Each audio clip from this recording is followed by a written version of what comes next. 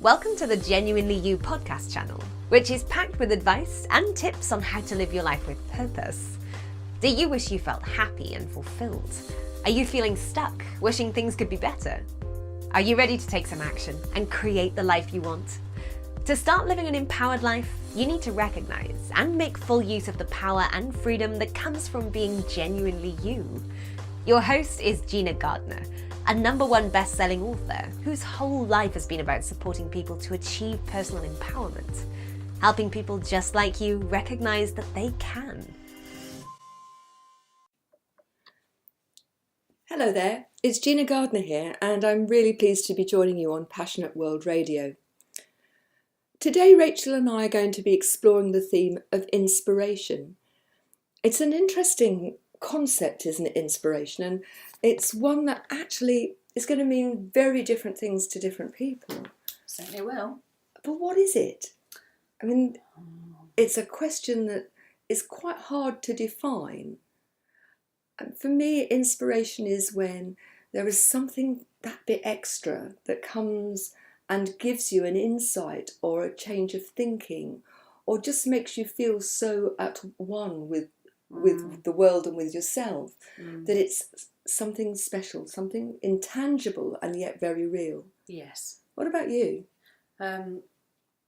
I always think of the story of the American poet whose name I always forget.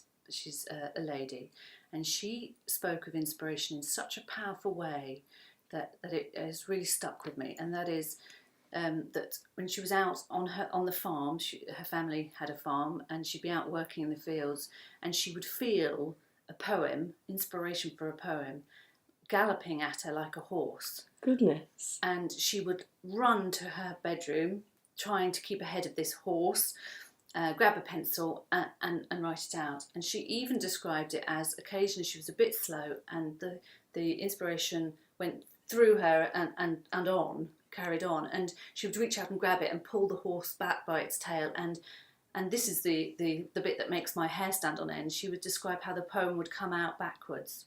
Good gracious. And whether you believe that story is true or just a fantastical metaphor for it, it really does speak to me of how inspiration can feel, of that sort of energetic movement where you get your tingles and your hair stands on end. And that sort of is an inspiration that is like, an explosion. It doesn't have to always be like that. Sometimes it can be very quiet and a little whisper. But I really do think of inspiration as something that the universe is giving to you. You've got to listen though, but haven't you? You've got to listen. And be aware, and in our very busy lives, it's so easy for those things to be missed. Very easy. Because you're thinking about what you're going to cook for tea and have the kids got the hair appointment booked, what maths homework is going on, and all the minutiae of did I turn the lights off in that room, and all this sort of stuff that your brain can constantly be just. And if you're doing that, then there's no room for inspiration, I think. It's interesting because we've gone straight away into the realm of what inspires us to actually create. Yeah. I think it would be useful to just take a step back for a moment and think about the people who have inspired us. Yes. And ask the listeners, who's inspired you? Yeah. And I think there have been a few people in my life who've been really instrumental in making me the person I am. Yeah. And both my parents, neither of whom had easy childhoods and easy starts in life, in their different way inspired me. Yes. I mean, my father, heart the size of a cabbage, used to drive my mother insane because he would meet somebody in the road who'd say, do you know anywhere where we can go and stay that's cheap tonight? My dad would say, come home. And my dad would arrive with these strangers to be fed and watered and put up. And we didn't have a big house. It isn't as if we had loads of spare bedrooms. No. And they weren't well off. It wasn't as if they had a lot of spare money. But there was always a place, and he was always ready to help someone. Yes. And my mum, who had the most incredibly difficult childhood, she was at boarding school age 6. Wow. Her parents never visited her. Wow, yeah. And yet she did not lose her faith in human nature. And she was a very giving person, although she'd moan at my dad for bringing strangers home. It's a relative term. Giving. It is. And then I think of, the teachers who inspired me. My maths teacher, Mr. Williams, because I felt that I couldn't until he opened my eyes to the fact that actually, if you believe, you can. Yes. And that's been something that's been one of my mantras throughout my life, and I thank him for that. Yes. And I can remember at age 16, Frances Dyer, I went to an event where she had given succour and a home to somebody who was homeless. Right. And in fact, later married him. Oh. And he became a very successful businessman. Right. And the two of them helped people who had fallen Right. on hard times. Right. So, the list actually is quite big. But I suppose before I ask you, and I know I'm not actually stopping for breath, but the other person more recently, and it's in my book, is I was doing the fire walk on a course with Anthony Robbins. Yes. For those who are uninitiated, the fire walk is when you walk in bare feet over hot coals. Now, I know that sounds completely and utterly potty. Yeah. Please don't try this at home. Don't do it yourself. No. Don't go and walk over the fire.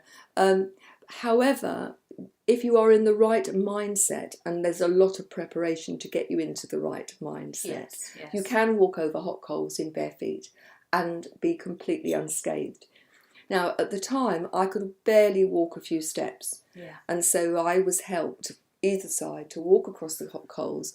I was ecstatic because I'd managed it. Yes. Sat down in my wheelchair, turned round, and the guy behind me was a double amputee. Right. He tipped himself out of his wheelchair. Yes. And he walked the fire walk on his hands. Wow. Yeah. And for me, it was, how am I self-limiting? If he can do that, what else am I not doing that I could? Yes. And I wanted to go on a course. It was an Anthony Robbins course. I dismissed it because I thought, how am I going to get to America in my wheelchair on my own? Yes. How will I manage? Yes. I booked the ticket and I booked my flight and I went, and it was fabulous. Yes. So I'm ever grateful to that guy who I've no idea who he is. No. So who's inspired you? Oh, well, I have a similar story to you in that there are people who inspire me on a macro level and people who inspire me on the micro level. And I mean, I would have to start with the influences in my family too, and the approaches that my mum and dad took in their lives, and how that encouraged and inspired me to think about the world. And then two teachers, definitely, one of whom was in my primary school and definitely encouraged my love of writing and stories. And really, it was a very simple process he did, similar to the story you talked about with your teachers. He just made me believe that he believed in me. I think that's so important, to have someone who believes in you even when you don't believe in yourself. Yeah, just I can remember feeling as a child that the light going on, sort of celestial going on, when I realised that the story that I'd written, just as part of the whole class was writing a story, he didn't dismiss it, or wasn't just sort of run of the mill. He actually took just a few seconds of time just to say, you're really good at that. And it was just that simple human connection that was enough to make me think, oh, I like this. I like that feeling of being praised. I like that feeling of that I can do something. And I went on to win the English Literature Cup at the primary school, which, it's nothing. It's not a BAFTA. But in my life at that point, I remember thinking, this is the first prize I've really earned. I think the only thing I'd ever earned before that was a colouring competition where I won some toys from the manufacturer, having coloured something in. And so this was the first time in my little life where I thought, oh, I can actually do something that I feel good about. Now, having had that teaching experience, I then went on into my secondary school and had the opposite, where I then had a teacher who started to turn me against it, and I don't blame them. I mean, I'm as much in that party of do I or don't I choices of it, but I still remember him. I still remember that moment where he made me feel good about the writing, and that has definitely, it definitely unlocked the well of what I wanted to do. It was the first moment. I think it's really interesting how often people take inspiration and probably the person who has inspired them hasn't got a clue. that it's what they do, and in their doing, yes, they inspire others. I was watching a film on YouTube of a guy who was born with no arms, no legs, and just a little paddle foot. right. And he'd been completely dismissed by the medics. And it showed this guy, he was married, had got 4 children, he played golf, he was a motivational speaker. Right. He lived an incredibly fulfilling life. And you could see his audiences being inspired by, if he can do that with those disadvantages, Yes. again, what can I do? And I suppose in a sense, you know, when I go and I do motivational speaking, because I've learned to walk twice, people often say that's inspirational. And I find it quite interesting because I've just got on and done what I needed to do in order to live my life. Yes. The alternative was too awful to contemplate. Yeah. And yet, for other people looking in, I've been told so many times that's an inspiration. Yeah. Well, you and I have talked about this quite a lot, and I saw the film Hacksaw Ridge fairly recently, and that's of course a true story about a chap, Desmond Dodds, I think his name is, if I'm remembering the film, who really did do something miraculous. And for those out there who haven't seen the film, please do watch it because it's fantastic. It's horrific. In the sense that it is a war film and it doesn't shy away from the Could you horror. very quickly give the listeners a quick synopsis, because it's a very powerful story. It is. So Desmond Dodds was a religious man in that he had a deep faith, and for reasons of his childhood, he came to believe that it was wrong to bear arms. But he didn't believe that he should shirk his responsibility in the war effort. So he met a young woman who would go on to be his wife, and she inspired him to learn about, because she was a nurse, she inspired him, inspiration again, to learn more about health and first aid and so on. So he decided he would join up and become a medic in the army.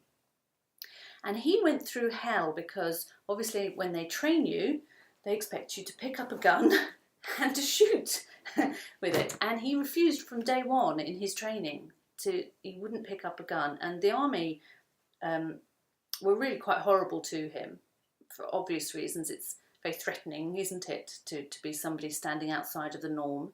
He stuck to his principles very gently, just kept repeating that he didn't believe that as a Christian it was right to pick up and bear arms, but that he wasn't shirking away from the responsibility of his belief that he could still help, he could still fight the evil. And I think in the film they do talk about the enemy as being the evil. And it was the Japanese end of the war rather than the German, and they sent him to this place called Hacksaw Ridge, which is literally a cliff. The American army were having to climb a cliff to get on top to this really heavily embattled area, and they were it was very strategic, and it was a bloodbath, this battle, and regiment after regiment was being killed off, and sure enough his regiment go up and over, and it's, the scenes in the film are truly horrific, but actually very, very beautiful because of that, because they're not shying away from the horror of war, they're not prettifying it. But also they have to emphasise just what a fantastic job this guy did, because he wasn't carrying any guns. He was literally just sort of in his tin hat, running from person to person, trying to give them aid, actually whilst the guns and the mortars are going off around him. And then there was a withdrawal, but he stayed on top of this cliff and overnight went round finding, and he ended up having, because everybody at the bottom of the cliff just went back to base, they didn't know that he was still up there.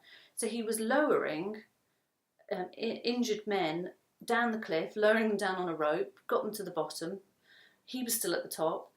He says to himself, prays to God, just one more, God, just let me find one more. Goes off. In the end, over that, I can't remember how long it was, but he rescued 75 men who Good gracious. would have definitely died up there. And if you think of the physicality of that without anything else. Yeah. 75 people lowered down a mountain It's incredible. cliff on your own. Yes. Just mind-blowing. And the thing that is most shocking about that film is that at the end you're actually shown the man himself in old footage of him being interviewed, and he's just a normal human being. You wouldn't pick him out in the supermarket for anything, and he literally just said something along the lines of, well, what else was I to do? I just kept asking God for one more. I just kept doing my job. It was so normal for him to have done it, where everybody else, sort of in his regiment, and, well, everybody he then met, they were like me watching the film, was, this man is incredible. This man had something special. And I believe, of course, that was inspiration working in him, that he was inspired. And I know we don't tend to use the word inspired in those kinds of circumstances, but I do believe that inspiration is delivered in many, many ways, and he was inspired that day. I think it's a really good point, because we tend to think about inspiration as being the big things, but actually there is inspiration in every day. Being inspired to carry on when life is tough, being inspired to love when there's fear all around you, being inspired to actually see beyond, what appears to be obvious, a bit like Frances Dyer, that she saw beyond the person who looked dirty, unkempt, and she saw that person as somebody worth talking to, somebody worth finding out about.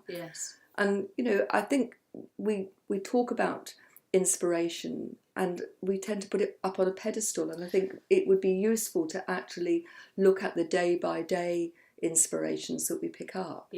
Which leads me nicely really to think about, we've talked about people who inspire us, but also it could be a piece of poetry inspire us. It could be, for me, nature is a huge source of inspiration. Very much. I'm very lucky that as I look out of my back window that there are 3 ancient cedars.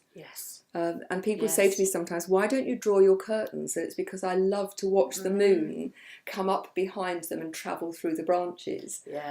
And for me, nature is just so amazing, isn't it? I think that it's so deeply, deeply ingrained into us. I mean, I think in our busy lives, a lot of people are cut off from natural world, and there are some people who just never really interact with it. But for me, if I want to calm myself, if I want to soothe myself, then gardening is where I go. And particularly if I want sort of that sense of a connection to spirit, then I have to go and sit next to the sea. Right. For me. And it's interesting, isn't it, how many people we seem to be attracted to different elements, don't we? But I mean, I call my garden my window on the soul, and it's where I go and de-stress. I have to say, not at this time of the year. We're in the UK and it's pretty cold and it's been very wet this winter. But watching a flower that's been a little seed just pop through its head. At the back of my house, I've planted snowdrops and crocus and daffodils into the bit of lawn, and the snowdrops are up. And I think to myself, they're brave little flowers. It's been snowing, it's been raining and windy, and there they are. They're very delicate, and they popped up through the grass. And I think that they're just fabulous. But there's the grand nature, and there's the little bits in nature. The first time I went to the Grand Canyon, you come into this area and you feel infinitesimal because the place is just so big. But again, it's this very small, can be inspiring, and yet the amazing and the large is inspiring. Are they the same, or are they different inspirations, do you think? No, I think they're the same. I think it's like as above, so below.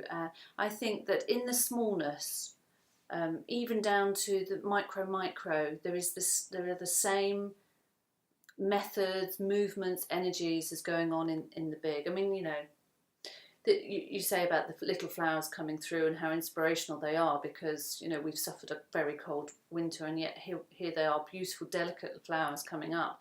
And yet for the flowers, it's just life. It's what just they do. normal, isn't it? And then you look at the massive trees and you think, you know, living creatures that large on the planet.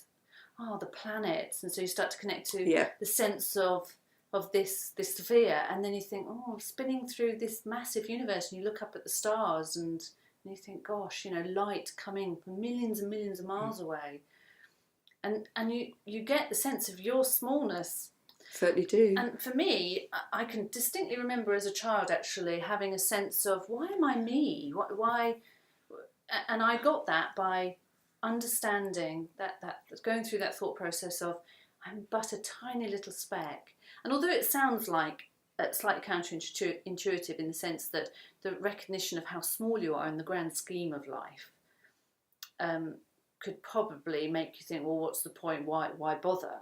But for me, it actually frees me up totally to do whatever, because I am but a little speck. So it doesn't matter. I'm not going to affect or anything.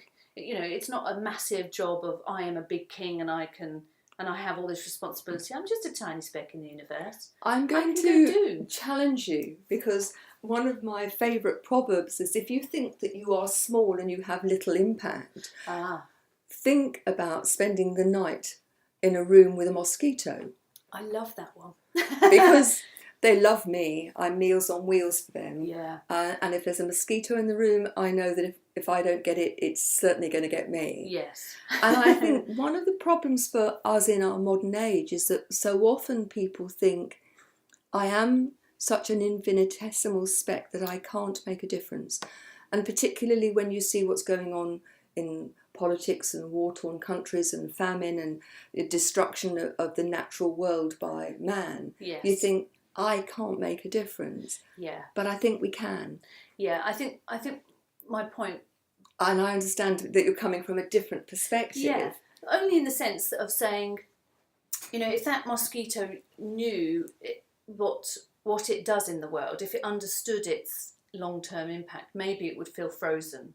But the fact that it's just a mosquito and it's just getting on with its job is actually quite freeing. And that's what looking up the stars does for me. Yeah. You know, I don't have to stress about making an impact. I just need to go do it, because I'll just do what's natural to me and what I want to do. And I think there's inspiration in recognising that we talk about being human beings, but certainly I know from my own situation, I've spent most of my life being a human doing.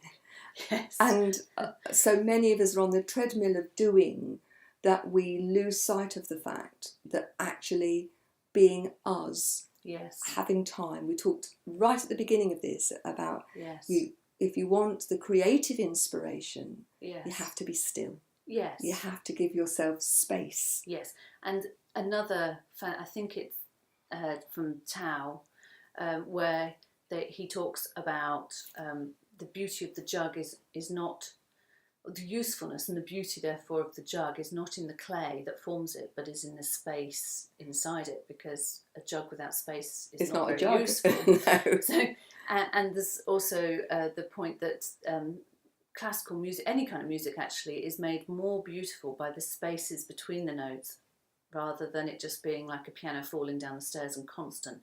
It's actually in the pauses, in the quietness. That's what lends the beauty to the whole piece. And that for me is a message to every now and again, just stop doing. Yeah. Just try to be. It's very tricky, I think, for many people to be. Lots of people don't like being on their own. And I know that many people find silence quite threatening. They have to fill it. Yeah. I mean, in relationships, often people will fill the silence with their perception, their thoughts, and actually they're nothing like the reality for the other person. Yes. But you have to get used to allowing there to be silence and being comfortable with that in all sorts of contexts. Yes. And I'd urge listeners to, start small. Exactly. There's a really great mindfulness exercise. It takes 2 or 3 minutes. Right. Where if you sit sit in a place, it doesn't have to be quiet, but quietish to start with, because that helps. Put your feet on the floor. Ideally, if you can, take your shoes off, but you don't have to. And just sit. And in the first instance, close your eyes and then be aware. Choose any of the other senses, but perhaps to start with, what can you hear? Can you hear your own heartbeat? Yeah. Can you hear yourself breathing? Is there birdsong, or can you hear voices in the background? Yes. And then what can you feel? Can you feel the fabric on your skin? Yes. Or the pressure of your thighs on the seat? How are you feeling emotionally? And I think lots of people are frightened to feel, because they think, if I open that Pandora's box, I'm never going to close it. And that's perhaps a theme for another radio show. Can I smell anything? Is there a smell of coffee, or can I smell my own shampoo or deodorant? What about the taste in my mouth? You know, if you've just eaten something, can you still taste? And then finally, open your eyes. Don't turn your head about, but what can you see? Yes. Look at the colours and the texture and the relative depths of things. Yes. And just in that 2 or 3 minutes, what you do is you quieten your mind. Yes. It's a really great stress buster. Yes. But it also gives you the opportunity to get used to being still, used to being quiet, because it's a muscle that you need to develop, I think. Yes. So with all of these things, I think if you're not aware of them, then hopefully out of today that people will just take a little bit of time in their busy day to think about inspiration. Who inspires them? Yes. What inspires them? Yes. And if they can, how do you get more of that opportunity? Because it fills you up in a world where we're constantly being depleted, doesn't it? Because I think for me that's the very point about inspiration, is that as human beings we need it. And if you don't live an inspired life, and I'm not talking about, you know, being on telly or being famous or even creating great works of art or order. I just mean, if you don't live a life where you're listening to yourself and you're listening to what you want to do, what gives you joy, what approach you want. If you're not living an inspired life, then that can be a very sad prospect. And I think everybody should try to live an inspired life, in whatever that means for them. Yes. I mean, we've not touched upon the whole issue of how many people are inspired by their religion, by their faith. And I think it's important that we don't dismiss those. But ultimately, I think for each person, it's finding their own way rather than having it prescribed by other people. I couldn't agree more, really. And, you know, whatever inspires you, taking some time to recognise that that's what's happening, then you can do more of it. Yes. But also recognise that you may be inspiring other people without even realising it. And if you have the privilege of working as if you're a parent or you're a teacher or you work with other people, recognise that every interaction that you have with them has the potential to inspire or not. And that sometimes I think managing yourself before you start to deal with any others is important, because it's so easy to, with a chance remark by losing your temper, have the opposite effect of inspiration, which can be just as transformational, but in a negative way. In a previous radio show, we spoke about, is it Marianne? The shiny light. And I think that's what inspiration does. If you're living an inspired life, i.e. you're managing yourself, you're connected with what gives you joy and you have a purpose in that sense, then I think you turn your light on, and I think that's what inspires others. Absolutely. Having the confidence to be you. Yes. And wobbly bits and all, because ultimately there are going to be, you know, we are flawed beings, and in that is our very inspiration. You could think of those flaws as the spaces in the symphony. Brilliant. It makes such a difference. And that doesn't mean we have to be complacent. Wanting to be the best version of us that we can be is a lifelong journey, isn't it? It should be. I think it should be, and I think it is. But you know, if thank you for listening. We really appreciate that you spend time with us. And we'd just love to know, what is it that inspires you? And you can let us know either through the radio show website or go to www.genuinely-u.com. That's www.genuinely-u.com. And leave your comments there, or you can go to the Genuinely You Facebook page and leave comments there. We'd just love to know what inspires you. What are the things in your life, the pivotal moments that have actually made a difference? Yeah. If you go to the same website, you can download a free copy of the book. Rachel's book, The Point of Me, is on Amazon. Please go and have a look. It's a fabulous book, all about a spiritual journey. It's an inspirational book. Thank you. I've used some of the quotes in my own book. You have, yes. So thank you again for joining us, and I look forward to spending some time with you very soon. Take care and goodbye. You've just been listening to another great Genuinely You podcast. We hope you enjoyed it. Genuinely You is a culmination of Gina's work, spanning over 30 years, of helping people learn what makes them feel happy and truly fulfilled, and how to achieve it. Please visit genuinely-u.com today to find out more.